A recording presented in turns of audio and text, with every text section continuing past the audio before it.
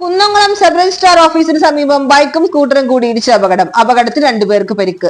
കോട്ടപ്പടി സ്വദേശി ജയദേവ്, കല്ലമ്പുറ സ്വദേശി മനു മോഹൻ എന്നിവർക്കാണ് പരിക്കേറ്റത്. ഇന്നലെ ഉച്ചയ്ക്ക് 12 മണിയോടുകൂടിയാണ് അപകടമുണ്ടായത്. കുന്നംകുളം ഒനീറോ ജംഗ്ഷനിൽ നിന്ന് നഗരസഭയുടെ ഭാഗത്തേക്ക് പോകുകയായിരുന്ന സ്കൂട്ടർ പെട്ടെന്ന് സബ് രജിസ്ട്രാർ ഓഫീസർക്ക് ഭാഗത്തേക്ക് തിരിഞ്ഞതോടെ പുറകിൽ വരികയായിരുന്ന ബൈക്കും സ്കൂട്ടറും തമ്മിൽ കൂട്ടിയിടിക്കുകയായിരുന്നെന്ന് ദൃക്സാക്ഷികൾ പറഞ്ഞു.